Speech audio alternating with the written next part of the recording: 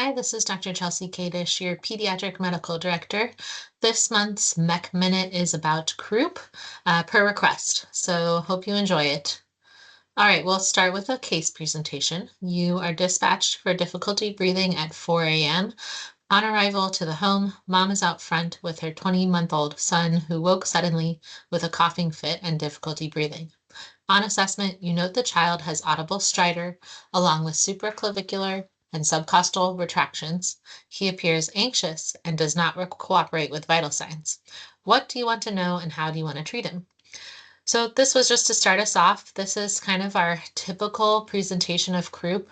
We see it a lot in the ER, and oftentimes they don't call EMS, and they just drive their kids down to the ER. But this is the story that I hear most commonly. Basically, child went to bed, was fine before bedtime, woke up suddenly and was coughing and couldn't stop coughing and just looked like they were choking almost, is what parents describe. And then they come into the ER. Sometimes by then the symptoms have resolved, sometimes they haven't. But the hallmark of croup is really that audible stridor with or without work of breathing. So this patient in this case presentation does have work of breathing, which is noted by the supraclavicular and subcostal retractions. So some of the things I would want to know about this patient is, one, I would love to get them on the monitor and see what their oxygen looks like. But sometimes you can just tell based on how the kid looks. If they just look really ill appearing, so pale, cyanotic, those are obviously really bad signs. And then treatment, we are going to go into that in more detail, but really the mainstay of treatment for croup is racemic epinephrine and Decadron. The racemic epinephrine works right away and will improve the symptoms within about 5 minutes, whereas the Decadron, I like to give it, or the dexamethasone, I like to give it as quickly as possible, but not as urgently as the racemic epinephrine, and that helps with the long-term decreasing the inflammation that's in that trachea. So here is what our patient looks like, and hopefully you can hear this video.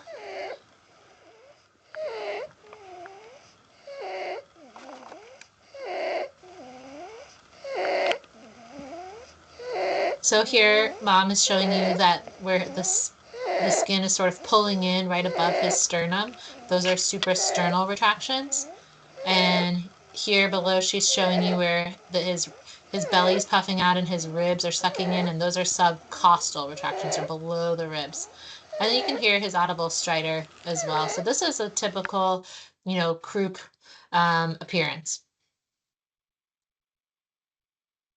All right, so croup, stridor, barking cough is the other hallmark. So some people describe it as it sounds like a dog, it sounds like a seal.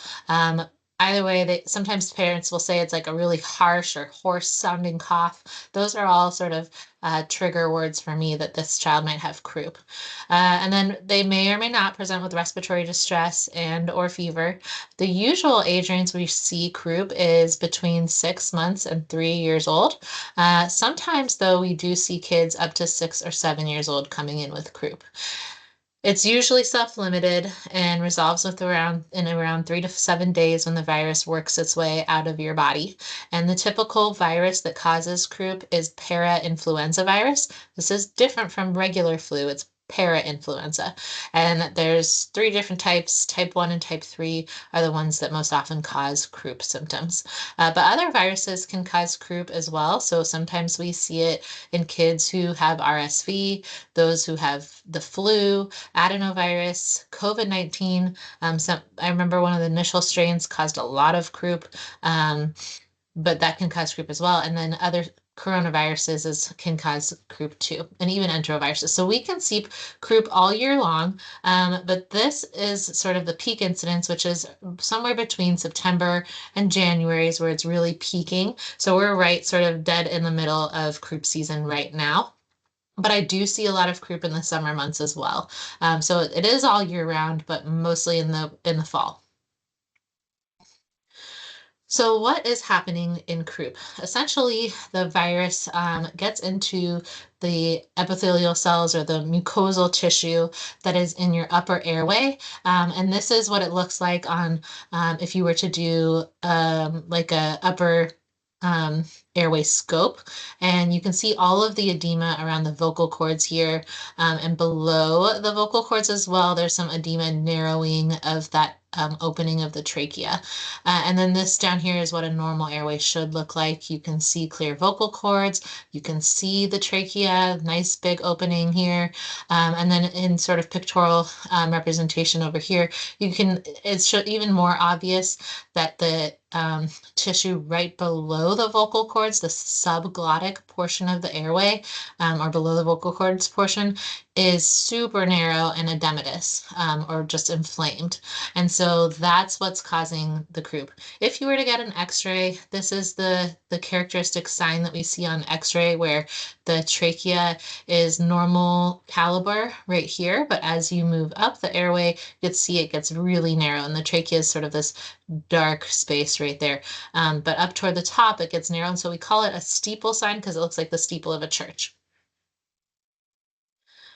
And then just to sort of emphasize why croup tends to affect our youngest children is because a normal sort of tracheal size of an infant is around 4 millimeters. So that's why we usually are intubating with like a 3.0 tube or a 4.0 tube in little infants and toddlers.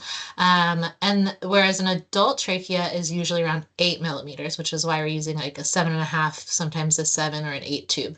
So if you put 1 millimeter of edema surrounding a infant trachea, that area that the air can pass through within the trachea diminishes by 75%. So you went from 100% down to 25%. And so that makes it really difficult for air to pass in and out of the trachea, and that's what's causing that stridor sound. Whereas an adult, if they have 1 millimeter of edema around their airway, they still have a really decently sized airway to pass air through. There's still 6 millimeters of diameter there, and the area only diminishes by about 40%. So that's why we really don't see croup as much in older children and never see it in adults. So what happens to the majority of croup patients? So majority of them actually have mild, sort of short-lived symptoms, and they self-resolve without any treatment. They don't need to come to the ER. They can stay home. They don't need any medication really for croup. However, about 3 to 5% of ER visits in children less than 2 years old are for croup. I would say a large portion of those children are still pretty mild symptoms. They didn't necessarily need to come to the ER, but they did come to the ER. But some of those kids can be more severe. About 1% of the children who come to the ER do have severe symptoms. And then about 6% of the ones who come into the ER do end up requiring hospitalization. And usually those children are only getting hospitalized just for observation, making sure that their symptoms don't get worse. And if they do get a little bit worse, we usually give them a few more nebulized racemic epinephrine treatments. And then if you look at all of the hospitalized patients for croup, only about 1% or less require intubation. So the number of children who are really, really sick with croup is very, very, very small. So I wanted to share a few more videos, and I just want to give you guys a sense of, again, what croup sounds like, what the cough sounds like, and what respiratory distress looks like in young children. So this video here is the croup cough. Cough a few times deep, hard. No, cough. Here, cough. There you go. Again. Cough again. And you can hear that cough. It's very distinct. Again, it sounds kind of like harsh or hoarse, kind of like a seal or a dog is how people usually describe it.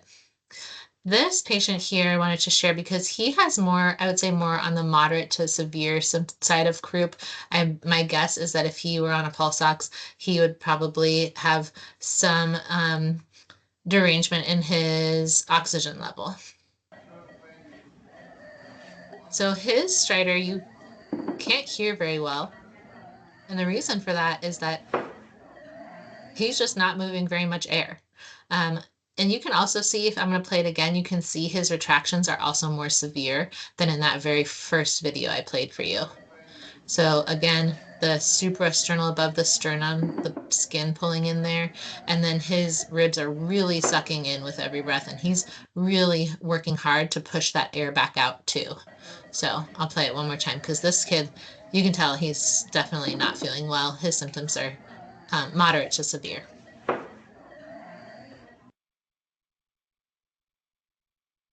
Okay, this is how Strider sounds in an even younger baby. This baby is probably 6 months old or 4 months old, but it does sound a little bit different than it does in an older kid. So I wanted to share that as Now well. he don't.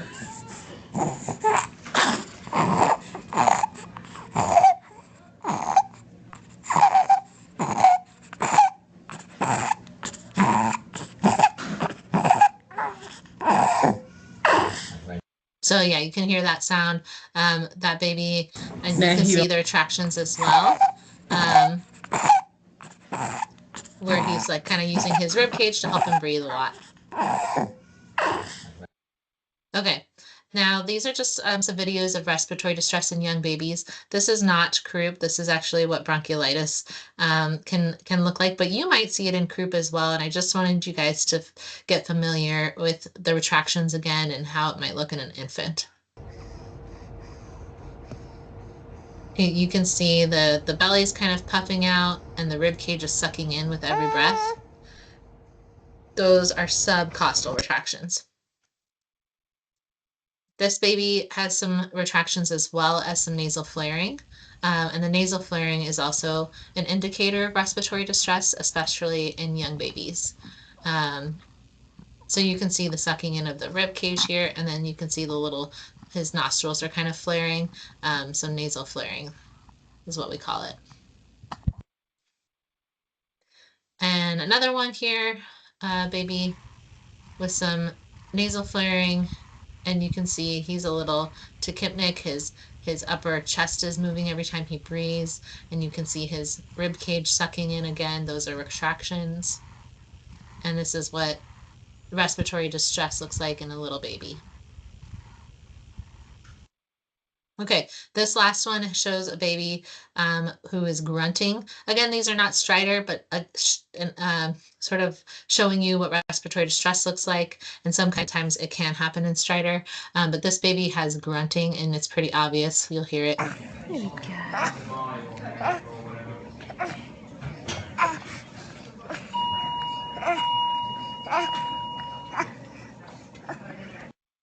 So grunting is the baby's way of sort of creating an internal peep in the in the chest cavity. Essentially, the baby is trying to blow air against a closed vocal cords, and so that trying to exhale while the vocal cords are closed creates a pressure inside the chest cavity and inside the lungs, and so they're trying to create their own peep in their lungs.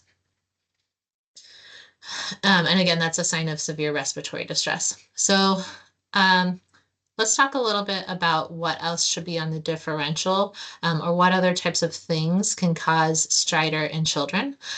Some of the more common ones, so foreign body aspiration, that usually has a very obvious history where the parent will say, oh, my child was in the other room and there's all these toys on the floor and suddenly they started choking, they turned blue or something like that. Or they were eating and, they were eating a hard candy or a grape or a hot dog, which tends to be the most common foods that kids aspirate on.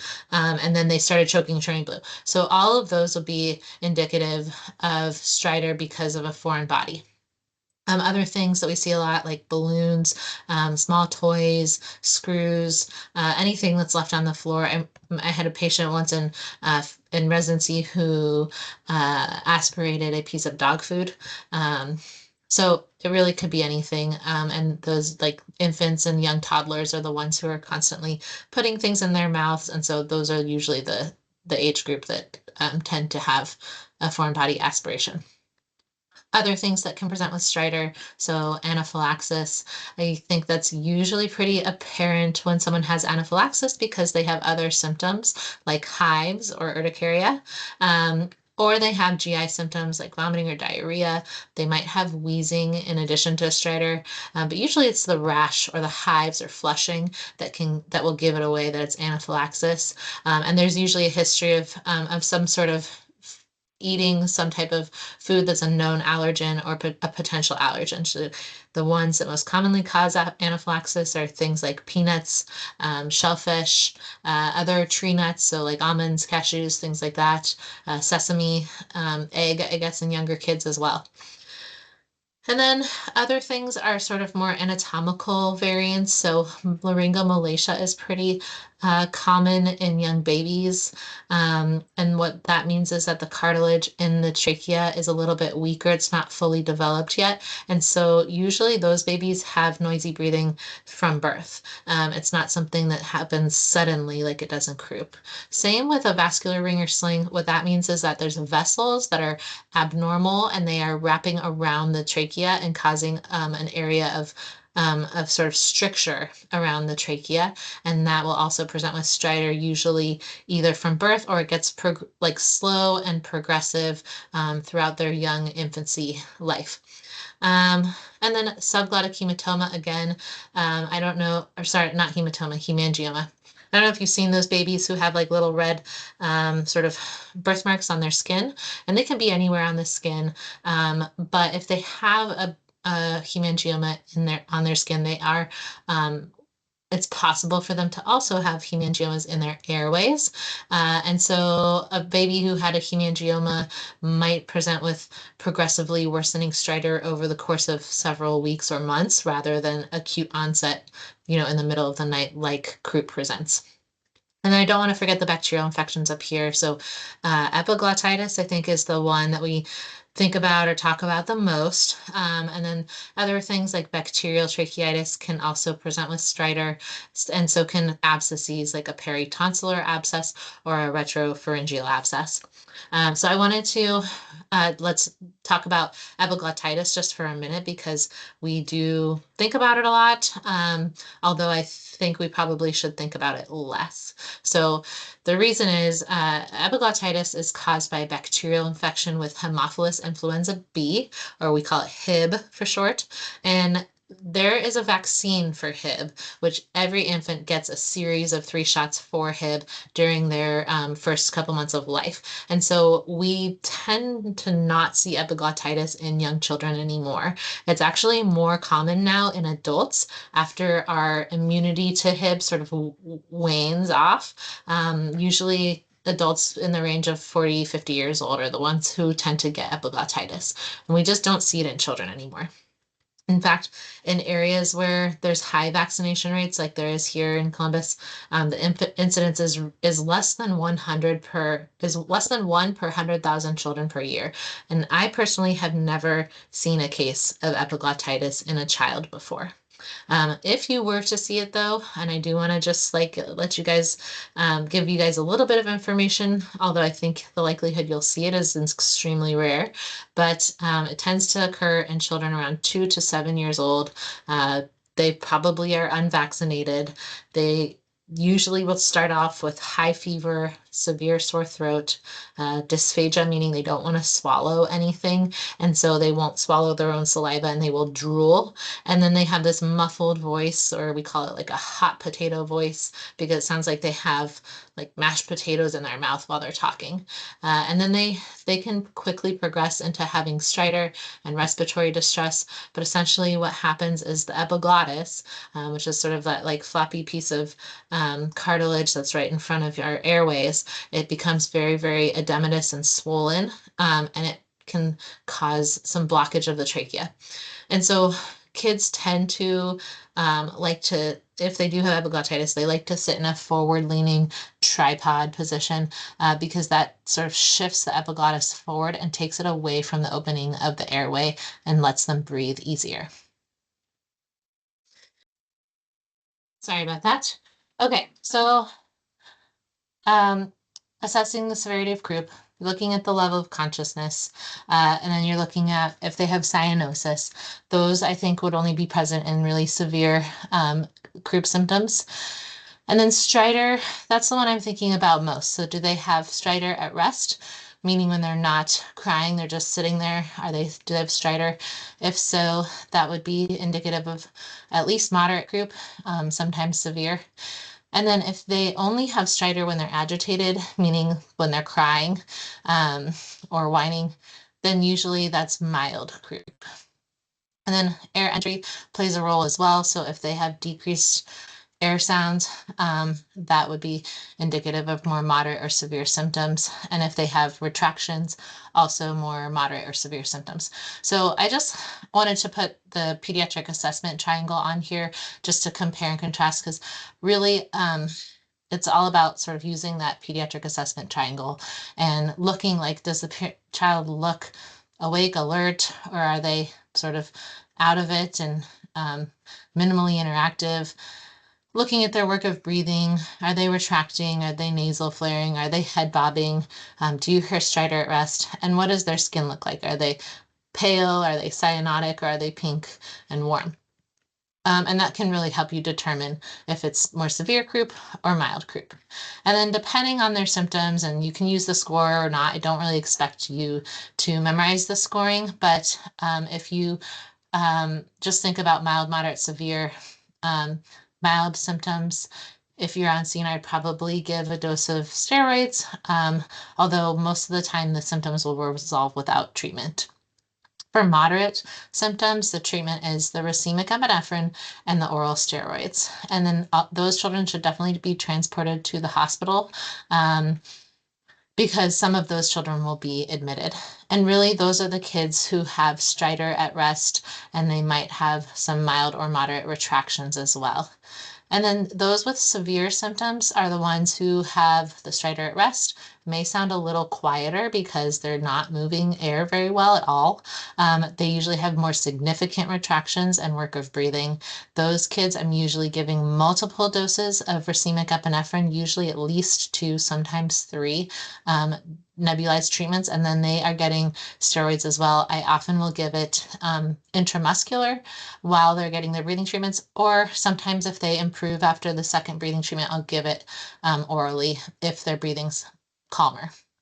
And then those who have, usually with severe croup, they usually have some change in their oxygenation as well. So they might be in the low 90s or sometimes the high 80s. And then those with impending respiratory failure are just really lethargic, minimally interactive. They have severe retractions, poor air entry, and then visibly cyanotic or pale. And those patients also, again, I'm starting those racemic epinephrine nebulized treatments. I'm giving them the steroid. I'm usually just going to go for the intramuscular route for those. And those patients also may need to be admitted to the ICU. So to touch base on some of the other treatments, things that do work, things that don't work. So cool air can sometimes help. I hear this historically from families that they take their child outside to the cool air, or they're getting them ready to get in the car and they go outside and suddenly their croup gets better. So cool air has been known to help. Usually that's like prior to your arrival. That's something a family could do. Like if I'm giving some guidance on what to do if this child gets croup again, usually I say try taking them outside into the cool air, give them another 10-15 minutes, see if they improve at home before you rush them down to the hospital. Other things, though, racemic epinephrine is really the mainstay for acutely improving croup, but you can also nebulize 1 to 1,000 epinephrine if you don't carry the racemic sort of little vials that they have for nebulization. And then steroids is the long-term treatment, and that will help decrease inflammation over the course of several hours, but it doesn't work right away. It takes about 2 to 3 hours for the Decadron or dexamethasone to kick in. And then last are things that don't work and have been proven not to work. So humidified air, like parents always say, oh, should I take them in the steam shower? Actually has not been proven to help. So humidified, hot mist, steam, all of that doesn't help. Cool air is actually better. Nebulized saline also has not been shown to help. Albuterol and duonebs, those are opening up the lower airways. So that's not going to help with croup. Just like with, I like to think of it like anaphylaxis, we're giving IM epinephrine because the biggest concern is that you're closing off that upper airway or the trachea, right? That's the symptom that we fear the most. And so same with croup is you want to reduce swelling in the upper airway. So you want that epinephrine. You don't want albuterol. And then IM epinephrine, there hasn't really been any literature surrounding this, but really the racemic epinephrine works locally. It absorbs right into the mucosa of the trachea. So that is your mainstay for treatment. When they get to the hospital, I just want to share with you what we tend to do, whether they come by EMS or they self-transport down to the ER. Again, we're doing racemic epinephrine. If we need to give 2 or 3 treatments, we usually will just do them back to back, and we'll stay in the room to see if they improve. If they are not improving, the next thing we move to is something called Heliox. And Heliox is a mixture of helium and oxygen. And the way it works is that it helps with turbulent airflow. So all those little molecules of air floating around in our trachea, when there's a restriction in the trachea, the turbulent molecules have a hard time getting through that opening. However, the helium mixes with the oxygen and it allows the molecules to flow at a what they call laminar flow, which means they're flowing straighter and smoother. And so they can move through that narrowed trachea a lot easier and help get oxygen and help get air down into the lungs. And so patients have less work of breathing and their oxygenation improves. So that's what we usually try after we've tried our 2 or 3 racemic epinephrines. Intubation is really a last resort. I have never had to intubate a child with croup before. I have had to use Heliox though. But if we were to intubate a child with croup, I am usually not going to be doing it myself because I expect it to be a difficult airway because of the swelling in the airway. And I would ask ENT or anesthesia to come down to help me. So last is just to take a quick look at our protocol for MEC. And again, it's really what it boils down to is, does the child have stridor or croup, or do they have wheezing? So wheezing, you're going to give your albuterol or duoneb, and then stridor, you're giving racemic epinephrine. So you're mixing that nebulized epinephrine into 3 mLs of saline and then nebulizing it for the child. You can repeat it once. If you feel like a child needs a 3rd treatment of racemic epinephrine, please call for medical control. I think all of the doctors at Children's would be happy to approve a 3rd dose of racemic if the child still needs it. And then I do recommend trying to get the dexamethasone in while you're en route, because the sooner that they get it, the sooner their symptoms will improve. And then I just want to show these meds again. If for some reason we don't have racemic epinephrine, is not available, it goes on shortage, the 1 to 1,000 epinephrine is something that you can mix as well. And then looking at protocols, it seems like the best way to mix it is you can drop 1 ml of the epinephrine and mix it with 3 mLs of saline and then nebulize the 4 ml total and just nebulize that for the child. I think the bottom line is, as long as you're getting some of that epinephrine nebulized into the airways, the child is going to improve. If you're running into any trouble though, please call medical control. We're happy to give advice over the phone. And if you have any questions for me about this presentation, please feel free to email me. It's right up here on the screen. And thank you so much for listening.